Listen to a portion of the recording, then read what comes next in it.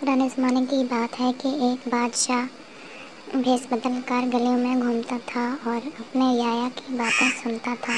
ایک دن وہ ادھر ادھر گھوم رہا تھا کہ اچانک اندر سے 3 لڑکیوں کی آواز آئی۔ بڑی بولی، اگر میرے بس میں ہو تو میں بادشاہ کے وزیر سے شادی کر لوں اور آرام سے رہوں۔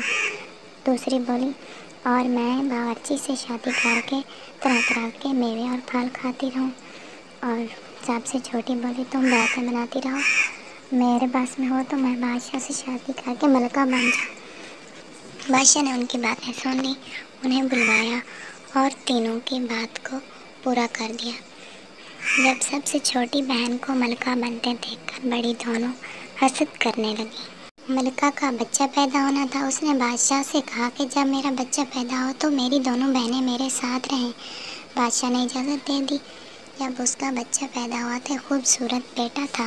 اس کی حاسد بہنوں نے ایک بلی اس کی گود میں ڈال دی اور کہا کہ اس کی تو بلی پیدا ہوئی ہے، اور اس کے بچے کو ایک ٹوکرے میں بند کر کے دریا میں ڈال دیا، اور اس بچے کو مالی نے اٹھا لیا اور اپنا بیٹا بنا لیا۔ بادشاہ ملکہ سے ناراض ہوا تو اسے اس کے وزیر نے سمجھایا کہ اس میں ملکہ کا کیا قصور ہے، یہ تو اللہ کی مرضی ہے۔ پھر اگلے سال ملکہ کے ہاں ایک اور بیٹا پیدا ہوا۔ پھر حاسد بہنوں نے حسد کیا اور اس کے ساتھ بھی وہی کیا، وہ بھی مالی کے ساتھ پاس پہنچ گیا۔ اگلی بار اس کی بیٹی پیدا ہوئی۔ اس بیٹی کو انہوں نے مردہ چوہیا بنا کر بادشاہ کو دکھا دیا کہ اب کی بار آپ کی ملکہ کے ہاں ایک مردہ چوہیا پیدا ہوئی ہے، اور اس لڑکی کے ساتھ بھی وہی کیا، اس کو ٹوکرے میں بند کر کے دریا میں ڈال دیا، وہ بھی مالی کے ہاتھ پہنچ گئی۔ مالی نے ان تینوں کی تعلیم و تربیت کا اچھا بندوبست کیا اور بادشاہ سے اجازت طلب کر کے ان کے لیے ایک محل تعمیر کیا اور اس میں ایک باغ بھی بنوایا۔ وہ شہزادوں کی طرح رہ رہے تھے۔ بادشاہ نے ملکہ کو مسجد کے سامنے قید کروا دیا تاکہ ہر آنے والا اس پر تھوکے۔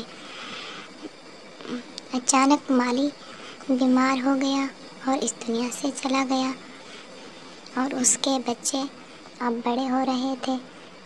حاسد بہنوں نے پھر بھی نہ چھوڑا، انہوں نے کہا وہ بچے کبھی واپس نہ آ جائیں، اسی لیے کٹنی کو ان کے پاس بھیج دیا۔ کٹنی گئی اور بادشاہ کی بیٹی سے جا کر کہا کہ تمہارے باغ میں باقی تو ہر چیز ہے، بولتا درخت، گاتی چڑیا اور سنہرے پانی کا چشمہ نہیں ہے۔ تو شہزادی نے کہا وہ کہاں سے ملے گا؟ اس نے اسے کہا کہ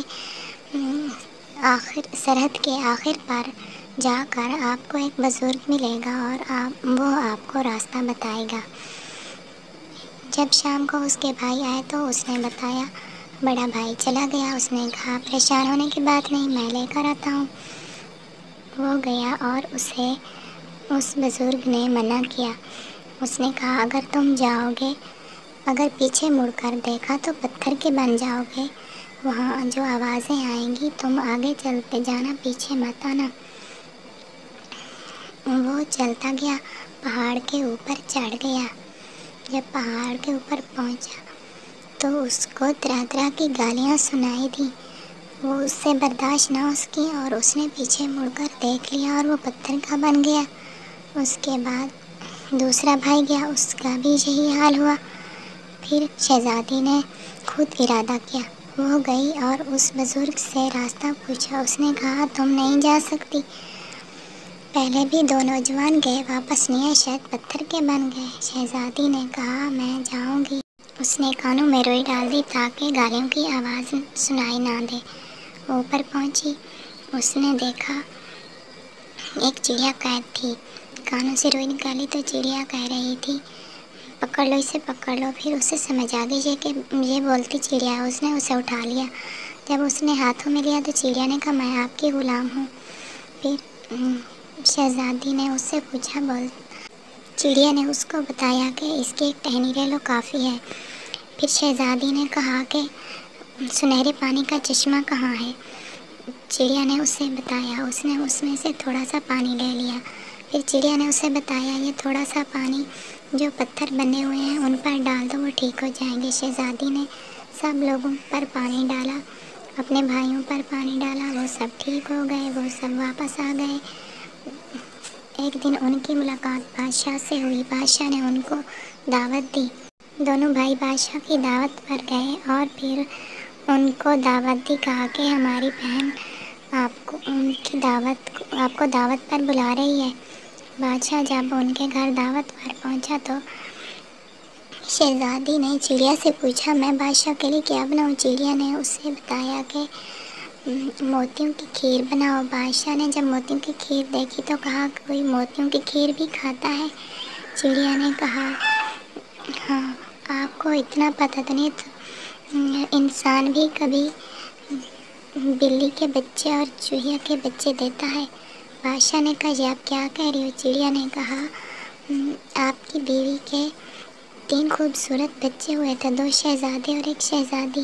آپ نے کیسے مان لیا کہ وہ آپ چوہیا اور بلی کے بچے جنم دے سکتی ہے؟ اس کی حاسد بہنوں نے اس کے ساتھ یہ کیا۔ بادشاہ نے کہا، تو پھر میرے بچے کہاں ہیں؟ چڑیا بولی، یہ آپ کے سامنے ہیں۔